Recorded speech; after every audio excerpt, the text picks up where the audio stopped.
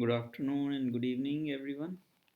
So, today is 14th of June and time is about 2 p.m. in Cape Town. तो ये weekend में देख रहा हूँ कि काफ़ी सारे लोग रिटेल पब्लिक और यूट्यूबर्स सब डाउ जोन्स में जो क्रैश आया थर्सडे को वो देख के फिर से उनके 6,000 5,000 4,000 का जो है गाना गाना शुरू हो गया है, फिर से चालू हो गए हैं।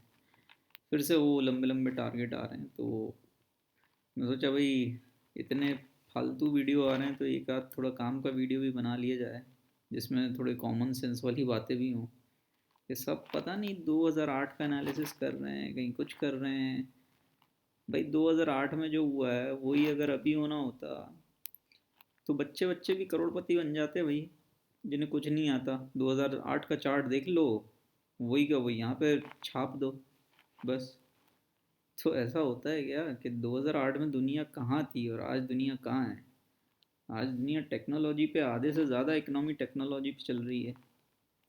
अमेज़ॉन, गूगल, एप्पल सारे स्टॉक्स ऑल टाइम हाई मार रहे हैं। तब की दुनिया और आज की दुनिया में अंतर है यार। आजकल एक सब्जी वाले के पास मोबाइल फ़ोन स्मार्टफोन होता है, उस समय किसी के पास मोबाइल फ़ोन होना भी एक बड़ी बात होती थी। तो वहाँ का चार्ट यहाँ पे छाप के और टारगेट देना कि तब ऐसा हुआ था तो अभी भी ऐसा होगा, क्या लॉजिक है, मतलब बेवकूफ़ी है। तो चलो मैं कुछ बात करता हूँ कि जुलाई में मेरा क्या प्रेडिक्शन है और मेरा क्या डेटा पॉइंट्स हैं, क्या लॉजिक है। मेरा प्रेडिक्शन ये है कि जुलाई में निफ्टी 11,000 तक जा सकता है, बैंक निफ्टी 25 26 26 हज़ार तक जा सकता है। निफ्टी 10,800 तक तो एक टच करना चाहिए निफ्टी जुलाई में। और मे बी जून एक्सपायरी में ही निफ्टी हम बैंक निफ्टी हमको 24,000 तक दिखा दे। तो वो मुझे ऐसा क्यों लग रहा है वो मैं बताता हूँ। होने को कुछ भी हो सकता है मार्केट में, तो भाई अपना एनालिसिस करना, अपना पैसे का ख्याल खुद रखना। ना मेरी प्रॉफिट की मुझे कोई उसका क्रेडिट चाहिए, ना मेरी लॉस की मेरी कोई जवाबदारी है। तो अपना एनालिसिस खुद करना, मैं सिर्फ अपनी रीडिंग बता सकता हूँ मेरा क्या लॉजिक है। ठीक है, और मुझे क्यों लगता है कि निफ्टी 11,000 और बैंक निफ्टी 26,000 जुलाई में जा सकता है। और हो सकता है जून एक्सपायरी में मुझे 24,000 हमको बैंक निफ्टी तक दिख जाए। ठीक है, तो जो कुछ पॉजिटिव और नेगेटिव पॉइंट्स हैं वो मैंने इसमें लिखे हुए हैं। ठीक है, तो पहला पॉजिटिव जो मैं सुन रहा हूँ, heated bull run seems to have just begun. तो वो हेटेड बुल रन क्या होता है? बुल रन तो सबको पता होता है, बुल मार्केट के ठीक है बढ़ रहा है, लोग पार्टिसिपेट कर रहे हैं। जो हेटेड बुल मार्केट होता है ना, उसमें लोग इतनी गालियां देते हैं मार्केट को और कोरोना के केस रोज 10,000 आ रहे हैं, कैसे बढ़ सकता है मार्केट। और यूएस में फेक रैली चल रही है और ऑटो सेल्स डाउन है, ज़ीरो है, क्यों बढ़ रहा है मार्केट। ठीक है, तो ये इस तरह का जो हेटेड बुल मार्केट होते हैं ना, ये बहुत स्ट्रांग होते हैं और बहुत लंबे चलते हैं। जिन्होंने 2008 का रिसेशन देखा होगा वो समझ सकते हैं मेरी बात। 2008 में जो रिसेशन आया था, 9 10 11 12 13 4 5 साल लोग गालियां देते रहे कि कैसे बढ़ सकता है मार्केट, कुछ भी तो अच्छा नहीं है, क्यों बढ़ रहा है। तो ये हेटेड बुल मार्केट होता है ना, ये बहुत स्ट्रांग होता है। ठीक है, इसमें हमेशा बड़े प्लेयर्स छोटे प्लेयर्स से बाय करते जाते हैं और मार्केट नीचे का मुंह नहीं देखता है। तो ये मुझे लग रहा है कि जो सुन रहा हूँ ना मैं न्यूज़ में और इधर उधर, जिस तरह की रोज़ नेगेटिव न्यूज़ आ रही हैं कुछ ना कुछ, और फोरम्स देख लो, कोई भी डिस्कशन फोरम्स उठा के लोग बोल रहे हैं ये नेगेटिव है वो नेगेटिव है, तो या ये क्यों बढ़ रहा है, तो बढ़ नहीं सकता है और क्रैश होगा, फेक रैली। तो मुझे लग रहा है कि ये हिटेड बुल रन के फर्स्ट साइंस है। ठीक है, उसके बाद retail traders are bearish as per data and as per the market voices. तो वही मैंने बताया, कोई भी फोरम्स देख लो और डेटा जो है रिटेलर्स का, जनवरी में रिटेलर का जो नेट नेट लॉन्ग पोजीशन थी और एफ आई आई की नेट नेट लॉन्ग पोजीशन थी। वो कंपेयर करें आज की डेट से, 9 जून से। तो डेटा अभी मेरे पास एग्जैक्ट है नहीं, बट आप गूगल पे कहीं भी देख सकते हो। सो एफ आई आई जनवरी में नेट नेट शॉर्ट थे और रिटेल इन्वेस्टर्स लॉन्ग थे। आज की डेट में F I I net net long है और रिटेल इन्वेस्टर्स मतलब जो है रिटेल पब्लिक का फिगर अच्छा खासा माइनस में है। तो ये एक बड़ा डेटा पॉइंट होता है। मार्केट हमेशा रिटेल ट्रेडर्स के खिलाफ चलता है। हमेशा 95% लोगों का पैसा वो 5% लोगों के पास जाता है। मार्केट का यही फंडामेंटल स्ट्रक्चर है। ठीक है, तो रिटेल ट्रेडर जब तक नेगेटिव है मुझे बुलिश लगता है मार्केट। ठीक है, तीसरा जो पॉजिटिव है वो United states which is severely impacted bye corona. मतलब सबसे ज़्यादा कोरोना से इम्पेक्ट हुई कंट्री है तो वो यूएस है। ठीक है, ये अपने ऑल टाइम हाइस के पास है और जनवरी 2020 में जो लेवल्स थे नैस्डैक एसएनपी के, लगभग वहीं पर आ चुका है। डाउ थोड़ा सा और ऊपर जाना है, बट ये उसी लेवल तक आ चुके हैं। अच्छा हुआ ये सेट जो थर्सडे को एफओएमसी की मीट थी, वेडनेसडे इवनिंग को थी या थर्सडे को, मतलब लास्ट वीक में ही थी। तो उन्होंने थोड़ा इकोनॉमिक आउटलुक रिकवरी को लेके थोड़े कॉशियस कमेंट्स दिए। तो ऑब्वियसली जो बाइंग चल रही थी अभी तक यूएस में, मार्च से लेके अभी तक, तो लोगों ने प्रॉफिट बुकिंग किया। ठीक है, तो इसमें कोई कोई बड़ी बात नहीं है। बड़ी बात यह है कि थर्सडे को जो प्रॉफिट बुकिंग हुई वो प्रॉफिट बुकिंग थी या क्रैश था, ये इससे समझ में आता है कि जब आपने देखा होगा मार्च में जब क्रैश होता था डाउ जोन्स, तो एक दिन 1,500 पॉइंट गिर रहा है तो अगले दिन 2,000 गिरता था या अगले दिन और 1,000 गिरता था। तो एक फॉलो थ्रू था। लेकिन थर्सडे को जो प्रॉफिट बुकिंग आई वो फ्राइडे को आई थिंक 2% ऊपर क्लोज हुआ है डाउ जोन्स। तो अगर आप 10 साल का चार्ट उठा के देखो डाउ जोन्स का, तो जब भी इस तरह का एक बड़ा रेड कैंडल बनाया है तो उसके बाद एक ग्रेजुअल रिकवरी आती है।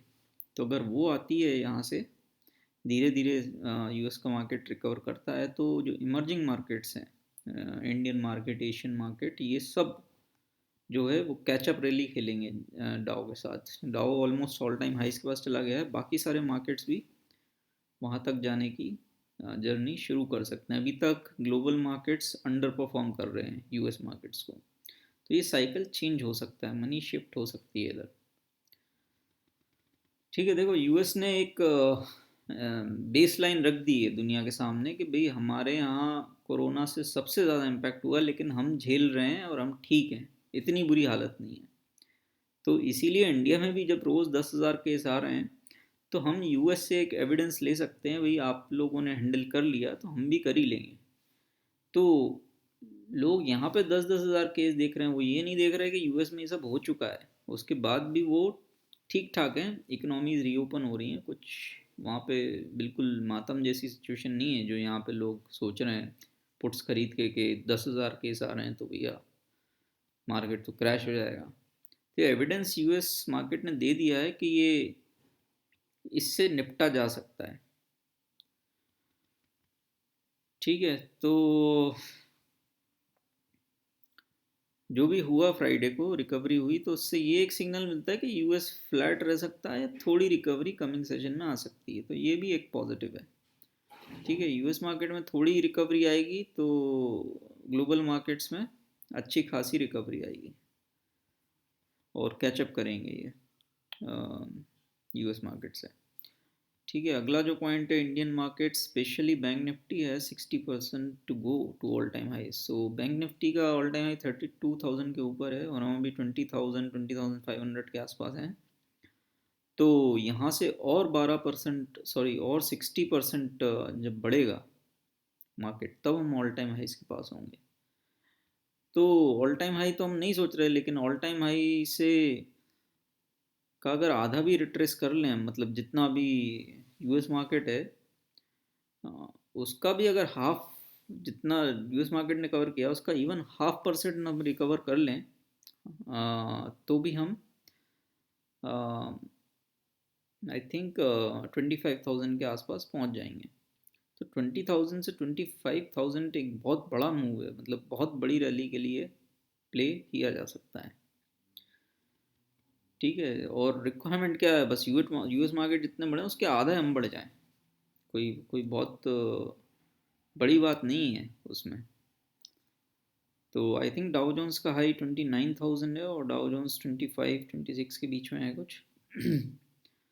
और हमारा 32 है, तो हम मतलब डाउ अगर 3,000 पॉइंट दूर है, हम 6,000 पॉइंट भी दूर हुए 26,000 तक आ सकते हैं। उतना नहीं, मैं कंजर्वेटिवली 24-25 लेके चल रहा हूँ। तो उस हिसाब से निफ्टी 11,000 तक पहुँच सकता है, बैंक निफ्टी 25-26 हज़ार तक पहुँच सकता है। ठीक है। अच्छा, अगली जो चीज़ हुई फ्राइडे को, वो ये हुई कि मतलब supreme court hearing, it might be a game changer for Indian markets. See, अभी तक क्या, मार्केट हेट्स अनसर्टेनिटी। मार्केट को बिल्कुल पसंद नहीं है कि मतलब अनसर्टेनिटी कि क्या होगा क्या नहीं होगा, गवर्नमेंट इंस्टीट्यूशंस क्या करने वाले हैं क्या नहीं, ये मार्केट को बिल्कुल पसंद नहीं है। तो सुप्रीम कोर्ट ने फ्राइडे को क्या किया, उन्होंने क्लैरिफाई किया कि हम जो वेवर कंसिडर कर रहे हैं इंटरेस्ट पे, वो मेन इंटरेस्ट पे नहीं है जो पब्लिक अपने लोन्स पे देती है। वो जो इंटरेस्ट पर इंटरेस्ट है, जो इंटरेस्ट अमाउंट एक्यूमुलेट हो रहा है उस पर इंटरेस्ट, वो उसके लिए हियरिंग है। और वो अमाउंट बहुत कम आता है कंपैरेटिवली, जो पूरा जो इंटरेस्ट है उसके कंपैरेटिवली बहुत कम आता है।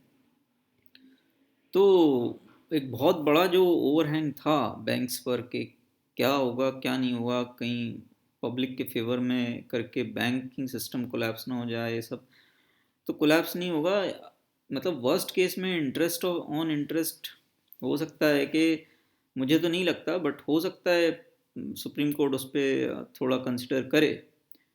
लेकिन बैंक्स ने एक स्ट्रॉन्ग केस रखा है कि भाई हम डिपॉजिटर्स को हम सेविंग्स पे इंटरेस्ट देते हैं, एफडीज वगैरह, ये तो वो हम कहाँ से देंगे अगर हमें इंटरेस्ट पे इंटरेस्ट नहीं मिलेगा। तो उनका अपना केस है, तो हो सकता है सुप्रीम कोर्ट बैंक्स के फेवर में ही रूल करे। बट वर्स्ट केस भी मान लो कि नहीं किया और केस लंबा चलता रहा कुछ, तो भी अमाउंट बहुत कम हो चुका है वो, जिससे बैंकिंग सिस्टम कोई कोलैप्स नहीं होगा। इंटरेस्ट ऑन इंटरेस्ट हमारे बैंक्स झेल सकते हैं, वो उतनी बड़ी बात नहीं है। लेकिन यहाँ से विन विन सिचुएशन ही है। जो ओवरहैंग था वो चला गया है कि पूरे इंटरेस्ट पर बात नहीं हो रही है, सिर्फ इंटरेस्ट और इंटरेस्ट पे बात हो रही है। तो ये जो है बहुत बड़ा पॉजिटिव है, ये बहुत बड़ा जो ब्लॉकेज था वो निकल गया। मुझे लगता है बैंक निफ्टी जो है, निफ्टी को बहुत ज़्यादा आउट परफॉर्म करेगा। क्योंकि आप देखो निफ्टी का लो कितना है, 7,500 हो, वहाँ से हम ऑलमोस्ट 10,000 पे हैं, तो 30% हम ऑलरेडी ऑलमोस्ट ऊपर हैं निफ्टी के लो से। और बैंक निफ्टी का लो 16,000 समथिंग था मार्च में, वहाँ से हम कितना, आई थिंक 25% या, तो जो भी मतलब निफ्टी से कम ही है। जबकि होता यह है कि बैंक्स हमेशा कोई भी इकोनॉमी को लीड करते हैं। तो अगर निफ्टी में कोई राइज आ रहा है तो डेफिनेटली बैंक निफ्टी का कंट्रीब्यूशन उसमें ज़्यादा होना चाहिए, बट अभी ये कंट्रीब्यूशन कम है।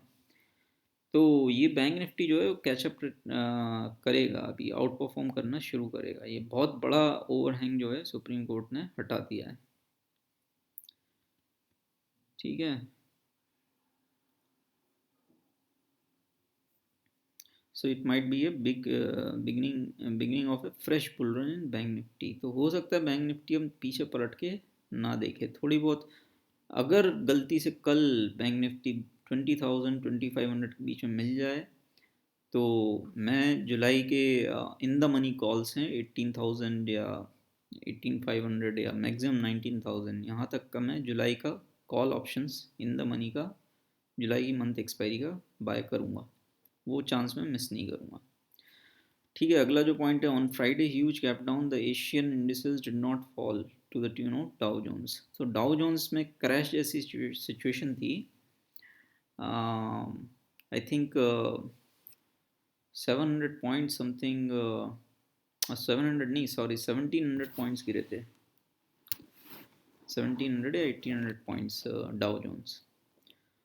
तो इतना बड़ा करेक्शन इधर हुआ डाउ जोन्स में, बट एशिया के जो इंडेक्सेस थे फ्राइडे को, निफ्टी भी इवन 9500 9550 पे कहीं ओपन हुआ, बट एशिया हार्डली 1-2% 2% डाउन थे।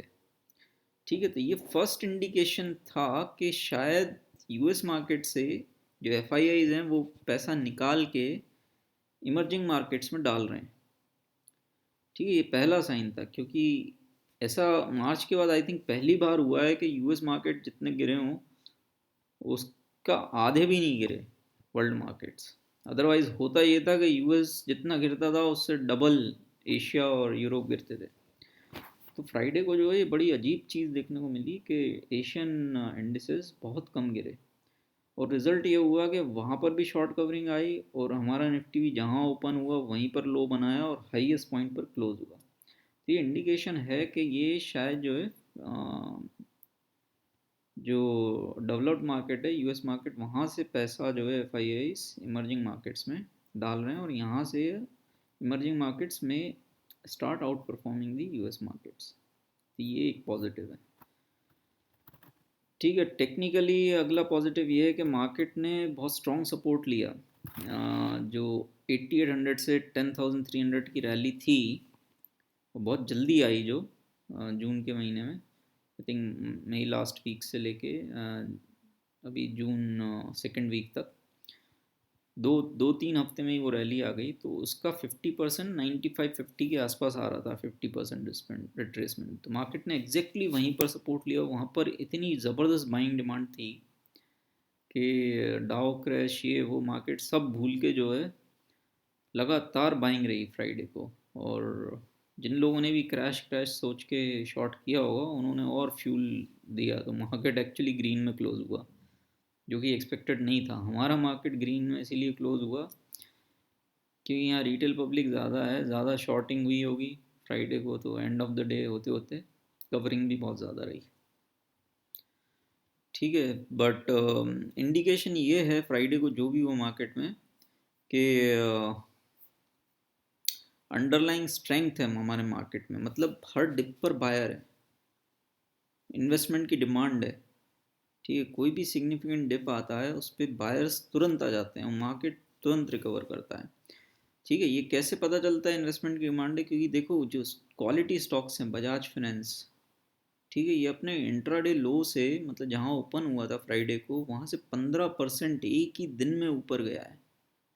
एक दिन में 15% ऊपर जाना स्टॉक का मतलब कि उसमें कितनी ज़बरदस्त बाइंग और डिमांड रही होगी।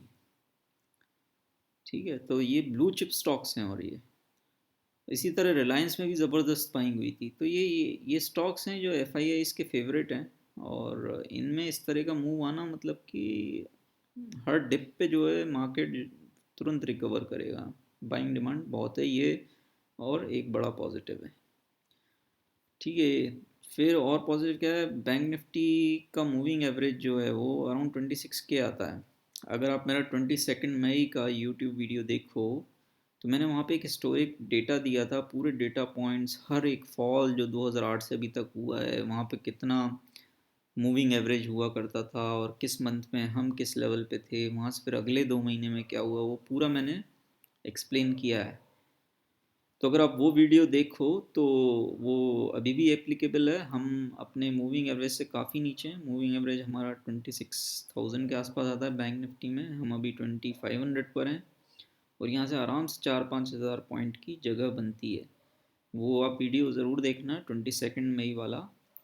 उसमें हिस्टोरिकल डेटा है कि मार्केट अपने एवरेज के पास जाता ही जाता है। अगर चाहे कितना ही बड़ा क्रैश हो जाए, चाहे 2008 वाला क्रैश हो, चाहे छोटा क्रैश हो, चाहे ओवरबॉट लेवल पे हो जैसे 12,000 पे था, तो मार्केट जो है अपना एवरेज के ऊपर है तो नीचे आएगा, और नीचे है तो ऊपर जाएगा। तो हम अभी बहुत नीचे हैं एवरेज से, वो 17,000 पे तो बहुत नीचे थे। तो जून, मैंने 22 मई को बोला था जून में निफ्टी आराम से 10,200 आएगा, टारगेट दिया था मैंने। 22 मई का वीडियो देखना। और निफ्टी का आई थिंक मैंने 21,000 बोला था। तो वो आ चुका है, क्योंकि मार्केट अपने एवरेज के पास जाता ही जाता है। कोई एक ट्रिगर चाहिए, कोई न्यूज़, कोई बहाना चाहिए।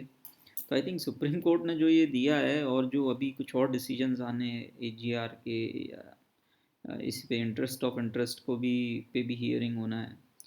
तो ये अगर फेवर में आता है निफ्टी एक झटके में बहुत तेज़ी से जो है 24-25 हज़ार तक जा सकता है जुलाई में, या हो सकता है जून एक्सपायरी में हमको एक 21,500 पे बहुत स्ट्रॉन्ग रेजिस्टेंस है, ये अगर टूटता है तो आई थिंक बैंक्स के लिए गेम चेंजर रहा है फ्राइडे का दिन। तो बैंक निफ्टी में बहुत अपसाइड है यहाँ से। ठीक है, तो वो अगर आप एवरेज देखो, मूविंग एवरेज 26K है, तो उसके आसपास तक तो 25,000 तक तो जाना चाहिए बैंक निफ्टी जुलाई में। ठीक है, तो हम अभी भी 30% दूर हैं। तो 20% रैली अगर आती है बैंक निफ्टी में एक्सपायरी या जुलाई तक आए, एक्सपायरी में कुछ भी हो सकता है जून में, बट हम जुलाई मान के चलते हैं, तो 20% रैली तो हम एक्सपेक्ट कर सकते हैं। 30% दूर है एवरेज से, तो वहाँ तक टच भी ना भी करें, उसके आसपास भी आए, 20% rally is good, very good एक अपॉर्चुनिटी है कि रिटेल ट्रेडर्स इतना बड़ा पैसा, इतना बड़ा मूव कैप्चर कर सकें। ठीक है, 20% यहाँ से आता है ऑलमोस्ट 24,500 के आसपास, 24,500 25,000 के बीच, इतना हम जा सकते हैं। तो ये सारे पॉजिटिव्स हैं जिससे मुझे लगता है कि जो जुलाई की एक्सपायरी है उसमें बैंक निफ्टी 25-26,000 तक जा सकता है, और निफ्टी 10,800 11,000 तक जा सकता है। ठीक है, और एक और बात है कि जून की जो एक्सपायरी रही है, ठीक है, जून की एक्सपायरी क्या रह सकती है, वो ये है कि अगर आप ये देखो कि मार्च एक्सपायरी, अप्रैल एक्सपायरी और मई एक्सपायरी, तो ये तीनों एक्सपायरी में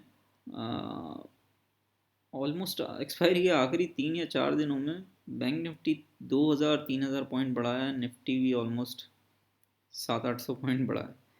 ये एक्सपायरी में हमेशा वो रहा है, तो जून में भी ये रिपीट होता है, तो हो सकता है ये टारगेट्स हमें जून में ही देखने को मिल जाए, अगर स्पेशली जो आने वाले हफ्ते में अगर सुप्रीम कोर्ट से कुछ अच्छा बैंक्स के फेवर में न्यूज़ आती है तो।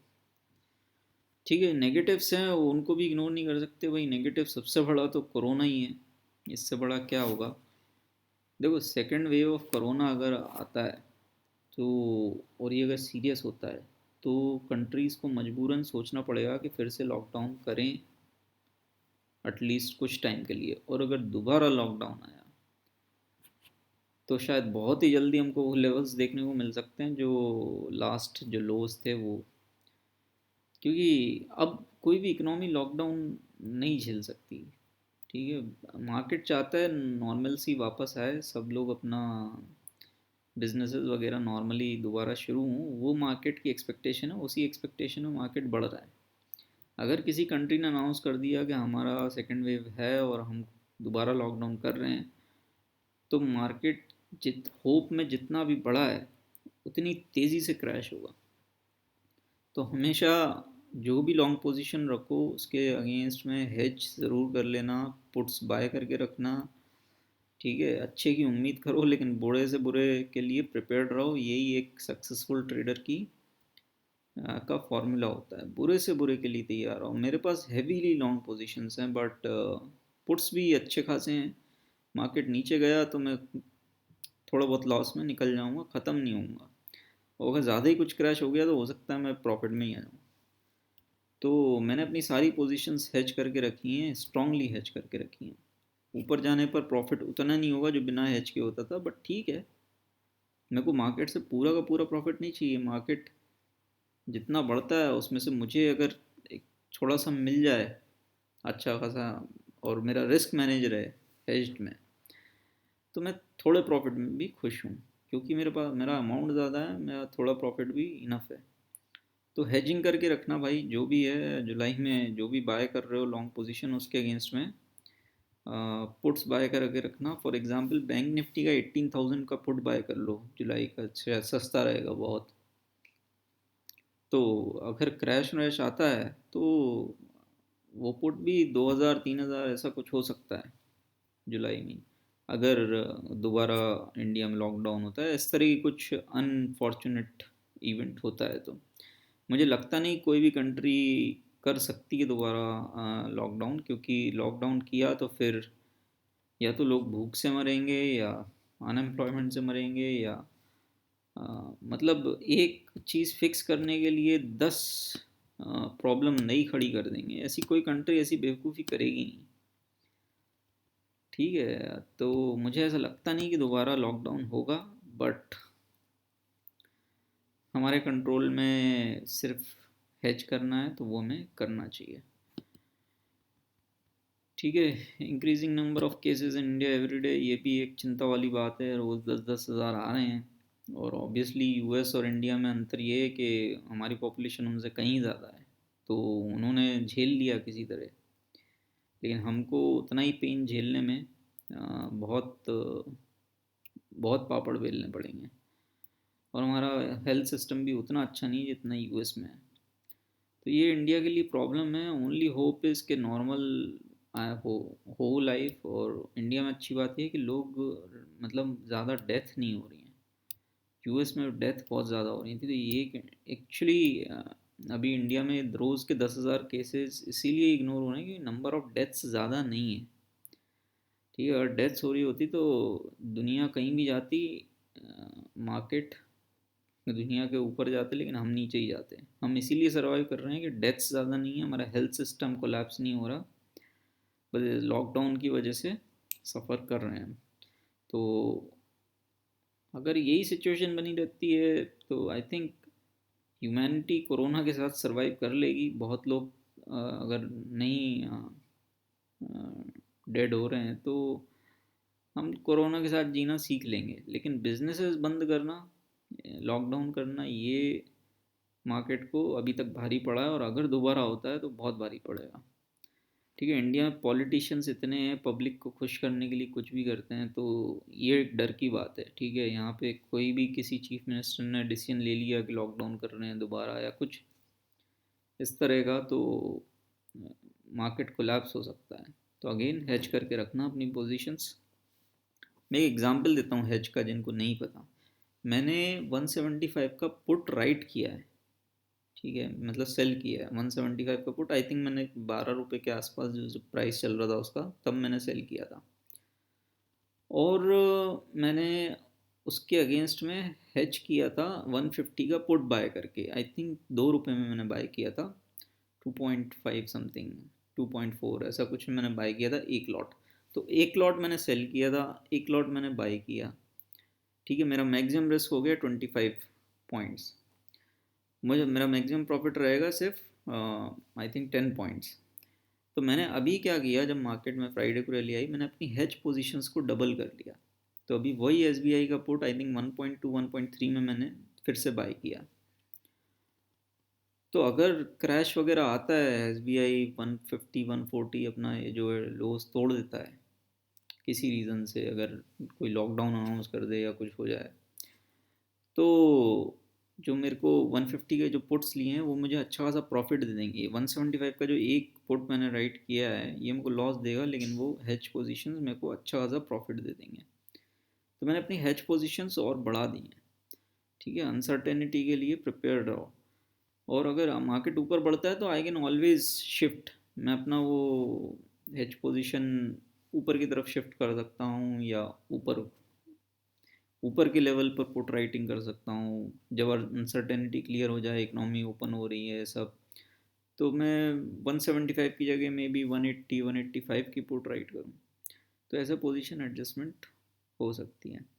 तो हेज करना ज़रूरी है, हेज करके रखोगे। किसी दिन अगर 5-10% गैप डाउन हुआ, जैसे 9500 पे, बहुत सारे मार्जिन पे जो लोग ट्रेड करते हैं, जिन्होंने सिर्फ फ्यूचर बाय करके रखा है और निफ्टी अगले दिन 500 पॉइंट नीचे ओपन हो रहा है, अकाउंट में पैसे ही नहीं है, उनके तुरंत जो है सौदे कटे हैं, ब्रोकर्स ने काटे हैं। तो उस तरह की सिचुएशन अवॉइड करने के लिए भाई हेजिंग ज़रूर करो।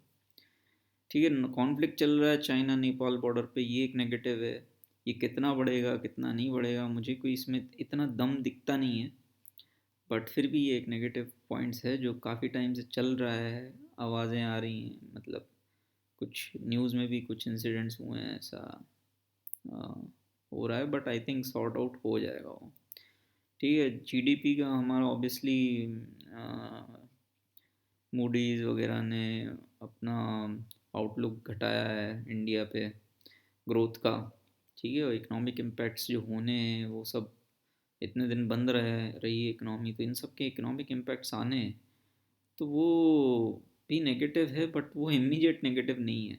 जो लोग आज गाना गा रहे हैं कि अरे ऑटो सेल ज़ीरो हैं, सारे इंडस्ट्रीज़ बंद हैं, मार्केट क्यों बढ़ रहा है, तो जब ये सब ओपन हो जाएंगे और मार्केट तब तक बहुत ऊपर पहुंच चुका होगा, तो जब तक मार्केट वहाँ पहुंचेगा तब तक इनके रिजल्ट्स दिखना शुरू होंगे कि ये जो लॉकडाउन हुआ था आज से 6 महीने पहले, उसकी वजह से आज ये इम्पैक्ट है, वो इम्पैक्ट है, वो इम्पैक्ट है। तब जो है ये लोग जो बड़े प्लेयर्स अभी F I I D Is buy कर रहे हैं, वो वहाँ पे प्रॉफिट बुकिंग करेंगे, और जो रिटेलर्स हैं वो अभी शॉर्ट कर रहे हैं। तो फ़र्क यही है कि जब तक रियलाइज़ होगा कि क्या डैमेज हुआ है, तब तक मार्केट बहुत ऊपर पहुंच चुका होगा। ठीक है, तो ये कुछ पॉइंट्स हैं मेरे, ये लॉजिक है, ये कुछ डेटा है जिससे मुझे लगता है कि मार्केट जुलाई में अच्छा खासा ऊपर जा सकता है। पर्सनली मैं बुलिश पोजीशंस में ही हूँ। जो मेरे जून के कॉल्स हैं वो मैं स्क्वायर ऑफ करके जुलाई में शिफ्ट करने वाला हूँ। अगले हफ्ते देखते हैं कैसा रहता है। मुझे तो बुलिश लगता है, कोई भी डिप कल मुझे अगर 20,000 के बीच में जो भी लेवल मिलेगा, वो उसमें मैं जुलाई के इन द मनी कॉल्स लेने वाला हूँ, उसमें पोजीशन बढ़ाऊँगा। और मैं मेरे ख्याल से शायद ये आखिरी मौका होगा 20,000 के बीच। और एक कुछ ट्रिगर आया तो शायद बैंक निफ्टी अब पलट के नहीं देखेगा, क्योंकि जो फ्राइडे को स्टेटमेंट दिया है बैंक निफ्टी ने कि, और निफ्टी ने, कि नीचे रुकने को तैयार नहीं है, नीचे कोई भी लेवल पे बाइंग आएगी, तो ये एक कॉमन सेंस है, एक इंडिकेशन है कि मार्केट में इतनी तगड़ी बाइंग आ रही है, तो कौन कर रहा है बाय, क्यों कर रहा है बाय।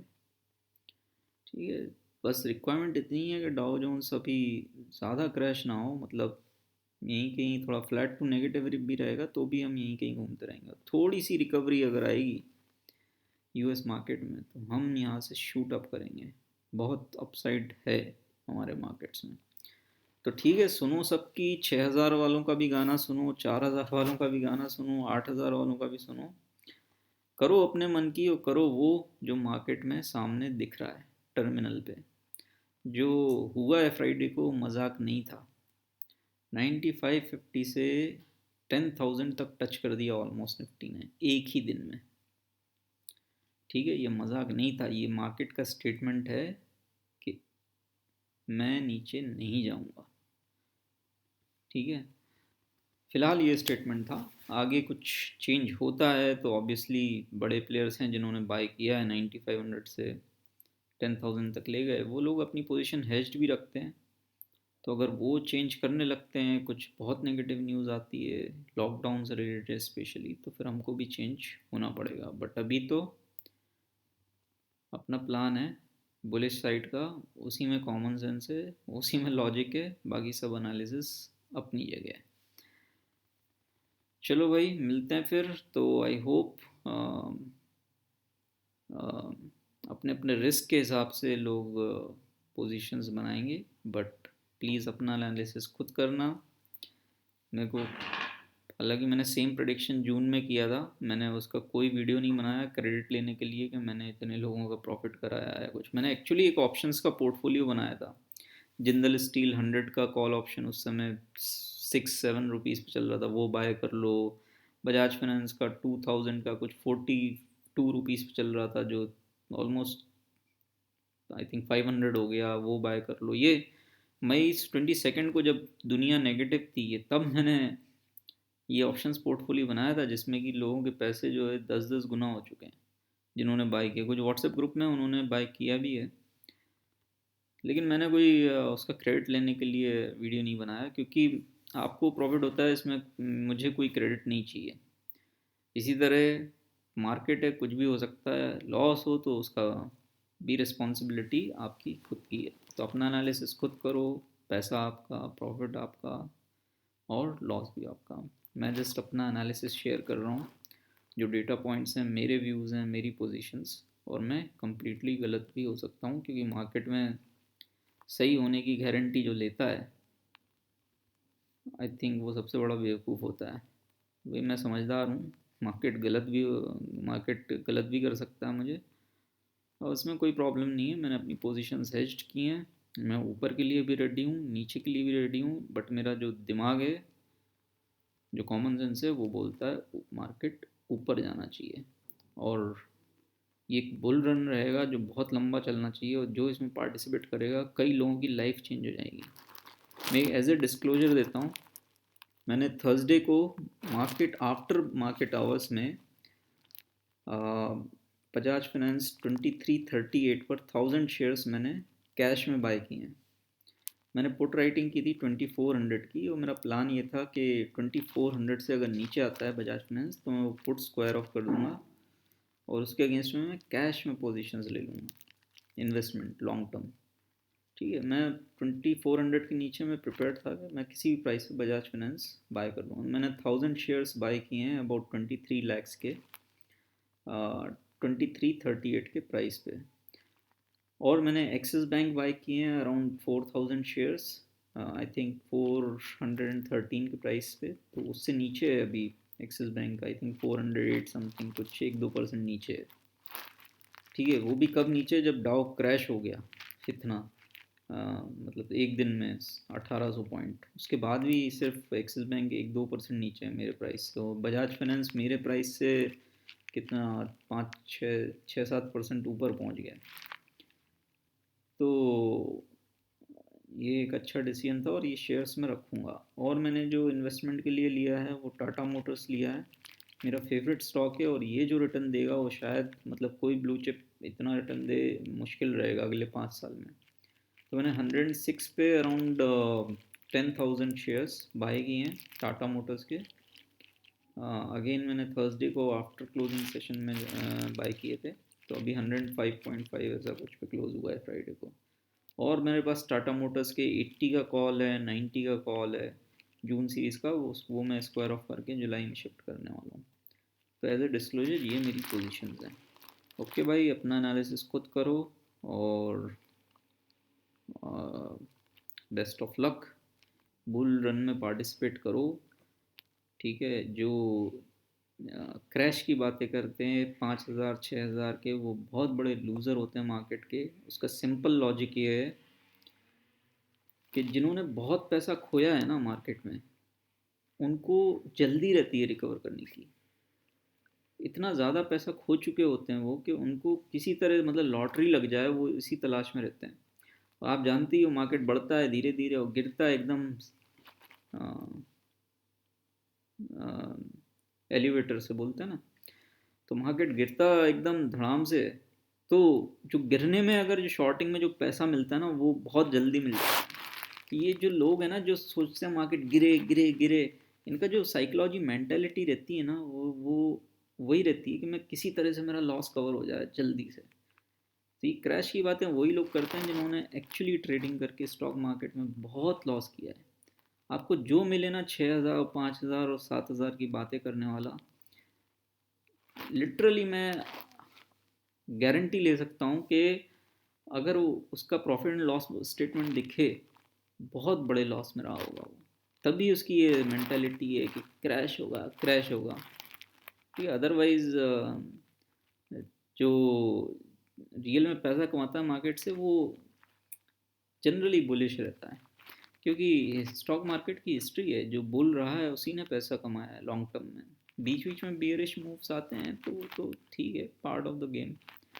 बट लूजर्स होते हैं, उन्हें लॉटरी चाहिए, और लॉटरी लगती है बियर मार्केट में, तो वो हमेशा लॉटरी की तलाश में रहते हैं। 6,000 पे भी लॉटरी लगेगी उनको, इस तरह की उम्मीदें हैं। बाद में ये लोग सॉरी बोल देंगे, सॉरी, मैं 10 में से एक बार, 1-2 बार तो मैं गलत हो ही जाता हूँ, 10 बार में से तो एक बार मैं गलत हो गया, सॉरी, ये बोल देंगे। 11-12 हज़ार आएगा, 11,000, तो सॉरी बोल के निकल लेंगे। तब तक आप जो है 6,000 के चक्कर में जाने कितने पुट बाय कर चुके हो। तो प्लीज़ अपना सुनो सबकी, करो अपने मन की, अपना एनालिसिस खुद करो। बाय।